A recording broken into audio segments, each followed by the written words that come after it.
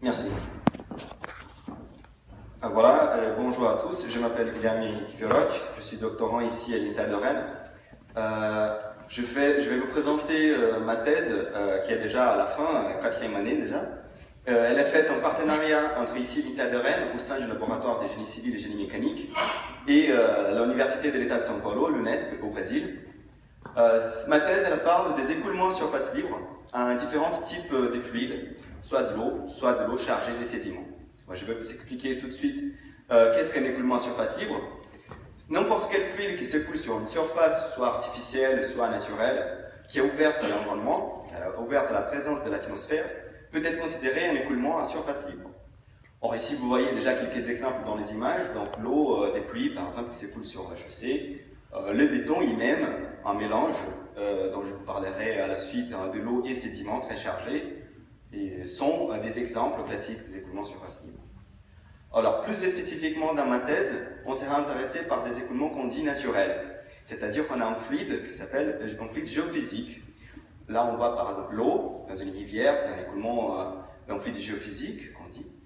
Les magmas volcaniques aussi, c'est un exemple.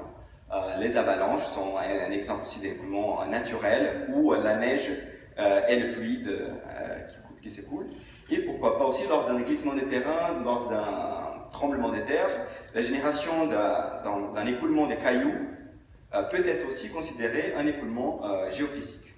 Alors, plus particulièrement dans ces thématiques, dans ma thèse, on sera intéressé par les écoulements qu'on appelle les coulées de boue. Ce sont des mélanges de l'eau et sédiments avec une très forte concentration des sédiments. D'accord ? Pourquoi on s'intéresse à ces sujets? L'organisme qui financie cette thèse, c'est le CNPq, c'est une institution scientifique brésilienne.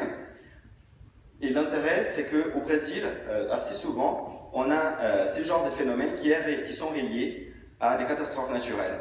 Donc ici, je vous présente deux exemples des années 67, la région côtière de l'État de São Paulo, et plus récemment, à Teresópolis en 2011. On a eu des événements avec un nombre de victimes assez important. Et donc, le but, c'est d'essayer d'étudier ces phénomènes, de connaître leurs propriétés pour mieux améliorer les risques associés. Alors, ici, il y a une vidéo que je suis censé cliquer. Est-ce que j'ai une façon de cliquer sur la vidéo? Non, ça doit marcher directement. Ah, ok. Bon, là, je vais essayer de vous expliquer une façon dont ça peut être généré. Donc ici, vous voyez une région montagneuse sous l'action de la pluie. La vidéo n'est pas démarrée. Ça ne marche pas, même quand tu passes. Ah oui, ça marche, désolé.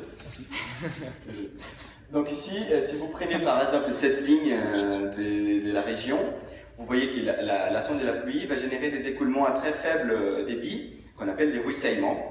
Ce sont des écoulements à très faible volume d'eau qui ont une certaine capacité de transporter des sédiments. Alors, dû à la topographie de la région, ces écoulements ils peuvent se rejoindre. Ici, vous allez voir dans le film, qui vont se former des ruisseaux avec un débit plus important. Or, la capacité de transport d'un écoulement est reliée directement à le débit de cet écoulement. Donc, un écoulement plus débitant transporte plus des solides, des sédiments aussi. Il arrache plus des sédiments. Et donc, si les conditions sont favorables, cet écoulement il peut devenir très chargé en sédiments. Et si jamais il arrive au pied de la montagne, où il y a une construction d'infrastructures civiles, ça peut causer des dégâts et des catastrophes, c'est qu'on voit. Alors, dans n'importe quelle étape de cette évolution graduelle d'une coulée de boue, on peut avoir la formation des instabilités de surface libre, qui sont des ordres, en fait. Donc on voit ici, par exemple, dans un chenal, on voit la formation de ces ondes. Et aussi, dans un écoulement très chargé des sédiments, on peut avoir la formation des instabilités. Alors, ces instabilités vont jouer sur la prédiction du phénomène. Donc ici, vous voyez, sur la pluie, on a un événement des ondes qui s'est produit. Ici, sur Rennes, où la pluie, c'est un événement quand même rare, on connaît bien. Donc ici, le but de ma thèse, c'est d'essayer de comprendre comment ces ondes vont avoir une influence sur la prévision de ces phénomènes. Comment ces phénomènes vont intervenir sur la prévision d'une coulée d'eau. Où on va faire une approche dans les trois axes, mesure, modélisation mathématique et simulation. Donc, je vous parlerai déjà de l'approche expérimentale. On a développé un Inhumanip ici au laboratoire où on fait des mesures avec l'aide des outils très techniques, des associations des caméras et éclairage très spécifiques pour mesurer les caractéristiques de l'écoulement et aussi les transports des sédiments et pouvoir relier ces deux propriétés et connaître quelle serait l'influence des saisons. Donc ici vous voyez notre sédiment, notre bille des caractéristiques, une vidéo pour montrer qu'est-ce qu'on voit et d'après des outils très mathématiques puissants comme les MATLAB, on peut avoir l'information du débit solide. Alors l'information qu'on peut déjà prévoir dans ma thèse, en 4e année on est censé déjà d'avoir des résultats, donc on voit ici l'horizontale, on voit la capacité de transporter, la capacité de l'écoulement, la force de l'écoulement, et ici verticale, la quantité des sédiments produits. On voit les différences dans les points jaunes et les points rouges. Les points rouges indiquent des écoulements où on a la présence des ondes. Donc on voit que pour un écoulement avec la même capacité des transports, lorsqu'on a la présence des ondes, ici en rouge, la quantité totale des sédiments transportés elle est plus petite. Donc ça nous montre déjà un indice de qu'est-ce qu'on peut attendre sur l'évolution d'une coulée d'égout. Alors de notre côté, si on regarde maintenant la coulée d'égout déjà développée, très chargée en sédiments, on s'est servi des modèles mathématiques, des équations différentielles, de conservation des masses et des quantités des mouvements. Ce sont des approches classiques en mécanique des fluides. Et pour la modélisation du fluide aussi, le fluide c'est pas comme de l'eau, c'est un mélange de l'eau et sédiments. Donc la dynamique de ces mélanges n'est pas la même que la dynamique de l'eau. On a besoin de plus qui est la viscosité pour définir les propriétés de ces fluides. Donc voilà, on s'en sert de ces modèles. On regarde un événement qui est passé. C'est un événement qui a été mesuré en Italie, aux Alpes italiennes, par ces chercheurs ici, que je fais référence. Donc on a l'information de la topographie, donc la géométrie du chenal, la composition du sol, c'est-à-dire la composition du mélange fluide, et ils ont fait des mesures où on a aperçu ces instabilités, ces pics d'ondes.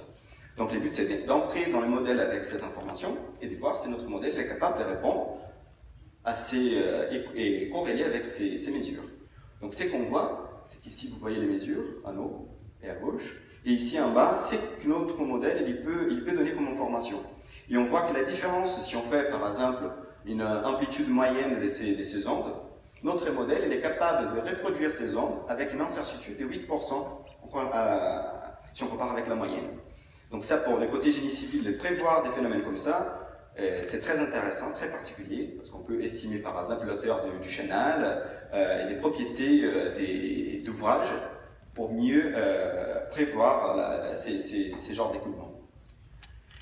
Donc voilà, finalement, je vous demande si les problèmes étaient résolus, mais bien sûr que non, parce qu'il reste beaucoup de choses encore à étudier. Là, c'est juste un glimpse dans l'anglais, c'est un petit prévu de qu'est-ce qu'il faut continuer à faire. Il faut bien comprendre qu'est-ce qui se passe derrière ces phénomènes, quelles sont les interactions en jeu du côté mécanique des fluides et du côté des sédiments.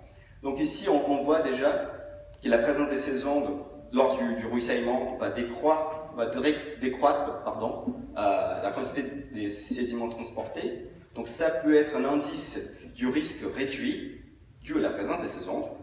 Et par contre, lors de la coulée de boue elle-même, on peut prévoir l'amplitude avec une certaine certitude de ces ondes et relier ça à un coefficient des risques qui va changer issu de l'événement. Et ça, ce sont des informations qui doivent être mieux exploitées du côté génie civil pour pouvoir bien s'en servir de ces outils et prévoir la construction et la prévention des catastrophes naturelles comme celle-ci. Voilà, c'était le but de ma présentation et je vous remercie de votre attention.